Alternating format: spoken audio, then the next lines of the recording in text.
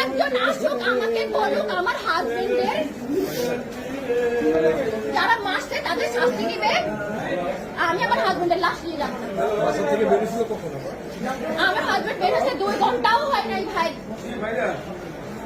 1 ঘন্টার মাথায় 1 ঘন্টা তা অবশ্যই এখানে আছে যেখানে আছে। 1 ঘন্টার মাথায় কেন ওকে মারবে? ওকে বাসা থেকে বের হতে পারবে না? বাসা কোথায় ছিল আপনার? আমার বাসা রায়েরবাগ মোহাম্মদবাগ। উনি কোথায় গুলি করেছেন? না একদম না, বের করবেন না। একদম সাংবাদিক তো বের করবেন না আপনারা। বের করার মতো নাই আপনাদের নাই। না ভাইয়া একদম না, আসুক। ভাইয়া আমার 2 বছরের বাচ্চা, আমাকে কি জবাব দিব? 2 বছর মাত্র জন্মদিনটা গেছে।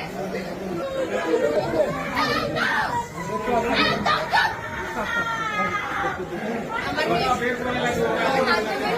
কি আমি হাতে বের করতে যাও? বের হবে না।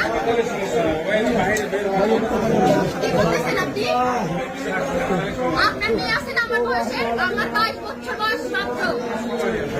আমার জীবনের দাম কি? আমি বাকি জীবন কিভাবে কাটাবো? আমি কবে মারা যাবো তা তো কোনো ঠিক নাই। আমি এতগুলো বছর কিভাবে কাটাবো?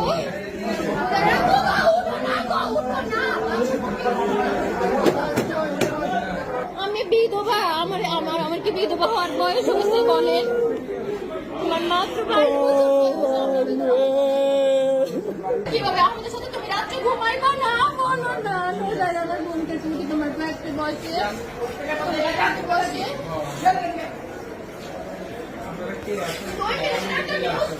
তারপরে তোমার হসপিটালে সব শেষ।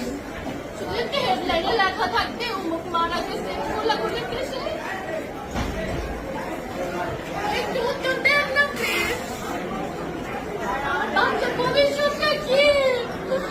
আমার মেয়ে ডাক্তার বানাবে বলছে। ও ডাক্তার। আমি অনেক বড় একটা বাসা নিয়ে থাকি। আমার বাসা থেকে বের হয়ে যেতে হবে। আমি ভাড়া কোথা থেকে দিব? নুজারের আব্বু, আমরা কিভাবে বাঁচবো? নুজারের আব্বু, নুজারের আব্বু প্লিজ উঠে যাও না বাবু, উঠে যাও না তুমি। আল্লাহ, নুজারের আব্বু জানো আমার মা কি বলবে? আমার মা নুজারের আব্বু, এই নুজারের আব্বু উঠো না। আমি তো তোমার আজের জন্য আম কেটে দিছিলাম।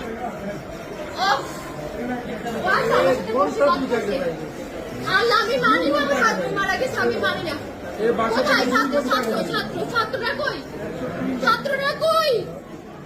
কোথায় ছাত্ররা? আর প্রধানমন্ত্রী কই? উনি কখন মানবে বিচার? ওদের ইয়ে কখন মানবে? উনি কজন মারা গেলে? তুমি ছাড়া আমাদের কেউ নাই, বিশ্বাস করো। আমরা এই দেশ ছেড়ে চলে যাবো, তুমি উঠো। নিজের রাখবো, উঠে যাও না। নিজের রাখবো কতজন গেছে নিজের রাখবো, তুমি বাড়তে যাও না। নিজের রাখবো কতজন বেঁচে গেছে, তুমি কিচ্ছু